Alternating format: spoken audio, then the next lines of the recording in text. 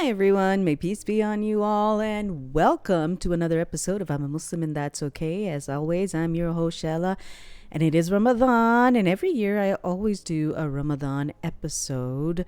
And I was thinking, I've covered like most of the basics in previous years, what we do, some like traditions here and there.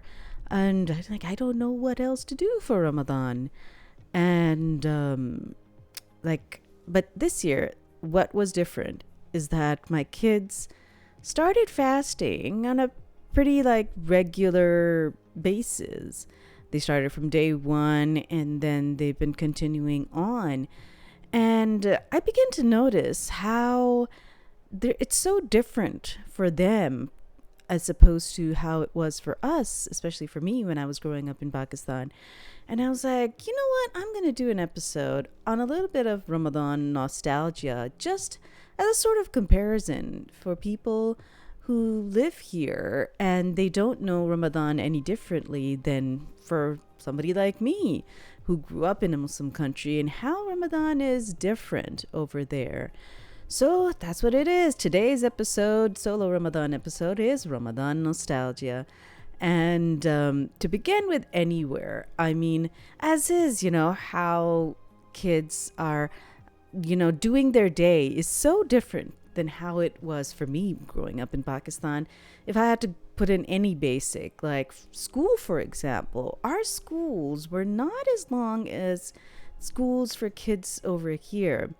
Over there, for the most part, or at least the way I remember it. I don't know if it has changed in the past 20 plus years. I've just aged myself, but our schools used to get off at about 1:30, and I used to be home by 2:30, and I used to take the bus. And but over here, the school ends at 3 o'clock. For my kids is about 3:15, and they're in an Islamic school. And I was like, dang, even though that in their Islamic school in Ramadan does start a little later than what it does normally, but still 3:15, I don't know, it's just, it may be the same amount of hours that we had in Pakistan, but it just feels longer. And my kids are lucky. They're in an Islamic school, and the school starts later for them just for Ramadan. But a lot of, especially Muslim families, don't have the luxury to send their kids to private school. So they send them to public school. And even in Ramadan, it's a full day for these kids that are fasting.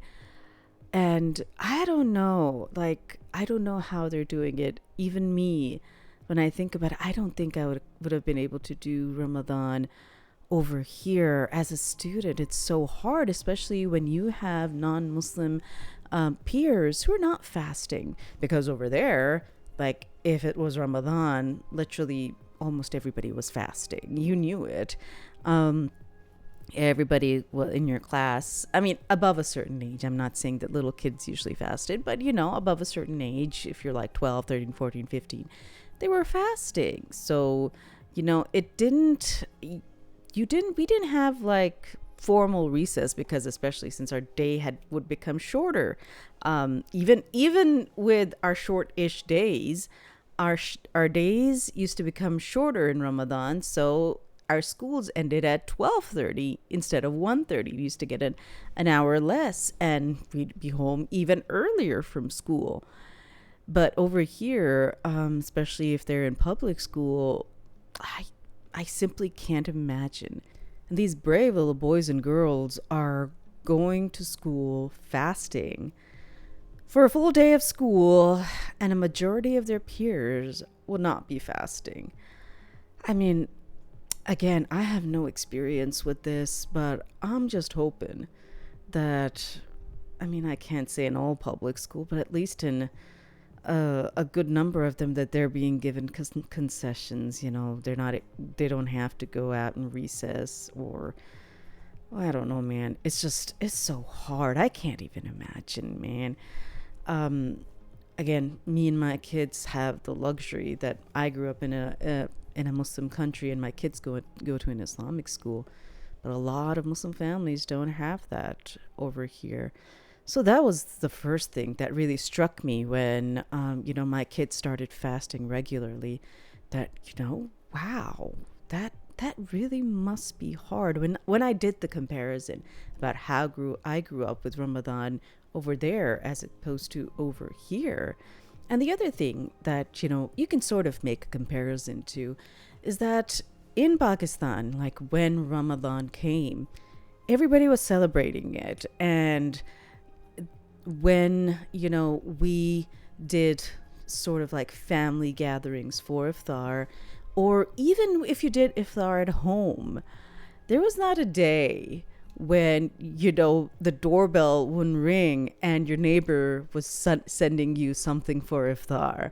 I mean, even if you didn't make anything at home, there's somebody who's sending you stuff, because in our traditions, it's if you help a fasting person break their fast, it's as if it's like a double reward for fasting, for your fast and their fast as well.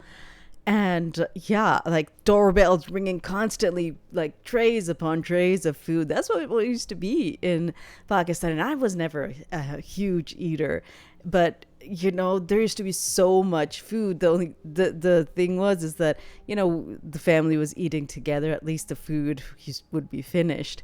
Over here, not in my current neighborhood, because I'm surrounded by a great community of Muslims. But like what previously, when I used to be in other neighborhoods where my neighbors weren't necessarily Muslim, and you do sort of miss that, even though I'm not a huge eater at all. But it's a part of the bustle that sort of exists when we grow up in a Muslim country, that you'll have the doorbells ringing close to iftar time and somebody's sending you food, even if you don't need the food. It's just very heartwarming. And we used to miss that, that we don't have any Muslim neighbors that we can share our food with, or who would share food with us. And a lot of times we used to go with the kids to the masjid, because they would have communal iftars almost every day. And that sort of helped. But again, when we were in the US, not every city, not every state has masjids close by. It depends on the size of the Muslim communities. A lot of states, especially like big cities in Texas, have a huge Muslim community, but smaller towns especially don't have a huge Muslim community. And I really feel for Muslim families who don't grow up with Muslim neighbors. It's a very isolating experience when really you can't, in essence, break bread with a Muslim neighbor when you've been fasting all day. So I think, I mean, again, now, especially when we have Muslim neighbors, we have the same, and I'm going to go air quotes with this problem, that every single day we have somebody sending us food. I think it's fantastic. It's very heartwarming. And I think I missed that for my kids previously. It's like, I wish that they would experience some of those cultural things that we used to have when we were growing up in Pakistan. And this was one of them, that people would send you food close to iftar, even though my kids are terribly picky eaters. They're not going to eat it. But even then, they can see it happen and maybe pass on the tradition to their kids. And that. I think the other thing is that, again, I'm very fortunate to have Muslim neighbors that, now, even like in Pakistan, like when Ramadan came, there was not a tradition of decorating your house per se. But because everybody was celebrating it, it was a festive energy, even if the houses were not decorated. And now what I see is that there's a trend in Muslim families, is that they either decorate the houses from the outside for Ramadan, and of course, you do have to take special permissions for that. And I don't know if it's the same for Christmas or not. Do you need special permissions to put up lights or not? But I know for a fact that if you're doing it outside of the season, like regular season, you do need to get a permit for that. And but some Muslims, they do decorate their houses from the outside. Or if it's like it's too much of a hassle to get a special permit, a lot of Muslims I've seen, and these are like new trends I see up and coming in the U.S., is that they decorate, like really go all out, decorating their houses from the inside, like hanging lights on the inside. I've even seen like balloon decorations, like really fancy schmancy ones that you would expect at big events, around staircases or on top of fireplaces. It's really great. But all of this is just to create a sense of like the communal festivity that we didn't need when I was especially growing up in Pakistan, because everybody was practicing Ramadan. So there was always that really energy, that really that excitement for it. And but for especially parents who are raising their kids over here, they do go make that extra effort to make it a special time. And I think it's great. It's just, but it's a striking sort of a contrast for what I am used to, especially when I was growing up. So yeah, those are some of the things that parents, especially, like, again, as I'd mentioned, I'm fortunate to have a lot of Muslim neighbors, but many people who are isolated, they then try to go all out within their homes as well, just so their kids can have a, an experience that a Ramadan is special, Eid is special for them, because it's hard. They see all the other cultural festivities that happen, Easter, which is just around the corner right now, Christmas, any number of Independence Day, any number of days that are celebrated here, but they're not really publicly acknowledged. And that's changing too. I'll get to that. So it's important that the parents, that they're doing all of these things so their kids can be connected to their Islamic roots. And what I've noticed is that now, because of, growing awareness, and a lot of Muslims are more outspoken, either in regular media or social media, they see that we are a huge audience. Just recently, I saw that in Canada, Kit Kat brought out a special seasonal Kit Kat just for Ramadan. I was like, wow, that's great. And now, like, I'm in Dallas, so if you go to Target or Walmart, you've got Ramadan decorations. They know that we'll be buying this stuff, so they keep it in stock. I think that's great. But again, that's a luxury in cities, or in Canada, like in certain cities, there are huge Muslim populations. Not every Target or Walmart carries this. And it's I think that's one of the things, and one of the other things that especially Muslims that are living in cities that don't have a huge Muslim population, they do struggle with. So I mean, I think that was one of the comparisons I could see, that when we were growing up, it was, for us, Ramadan was a norm, was an everyday part of the not everyday part, it was a yearly part. It would come every year, and it was the same energy, same everything every single year. Even like for jobs, I forgot to mention this earlier, but yeah, even our work days were half days. It was not the 9 to 5. I think it was like 8:30 to 3. And we used to get off earlier. And obviously, yeah, everybody's fasting. So you didn't have coworkers eating their lunch in front of you. It just didn't happen. But for those who are like Muslim adults, it's a hard venture, because let's not forget, it's not just going to 9 to 5 and you're fasting, and by 5 p.m. I don't even work at an office, okay? I'm home doing my virtual everything, my freelance work. I'm on in my office, in my house. I have the luxury of this. And 5 p.m., everything is gone. Legitimately, everything is gone. You have no amount of energy to do anything. You need a nap.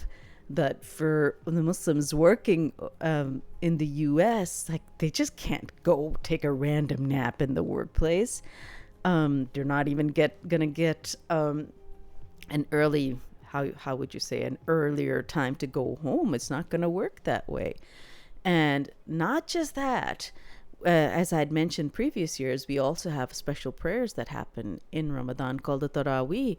And those are long prayers at night. It can start from 9 p.m., go all the way to 12 p.m. We are also then you have to wake up for our morning breakfast, which is usually 5 a.m. And then all of these Muslim adults are heading off to work by 7 a.m. So, yeah, a lot of us are also running on very little sleep. It's very hard.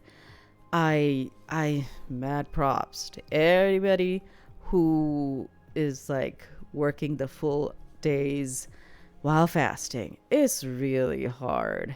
To everybody like in the corporate world, we need a nap room. I'm not even kidding. Please provide us with a nap room as a part of your diversity, equity, and inclusion process. Nap rooms, not just for us. I think on a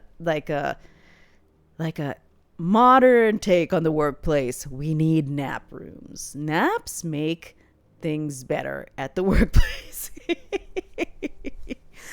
But yeah, it's seriously, it's hard. And for those like who have Muslim coworkers, have Muslim peers in school, please check up on us. And I think if I had any requests for anybody who's listening in, this is one of those times. I think the reason for this episode was just to show that in Ramadan, it's when we're in a Muslim country, it's different because communally we understand the toll a fast takes on our body. But when we're in a non-Muslim country, we don't expect everybody to understand how difficult a fast is.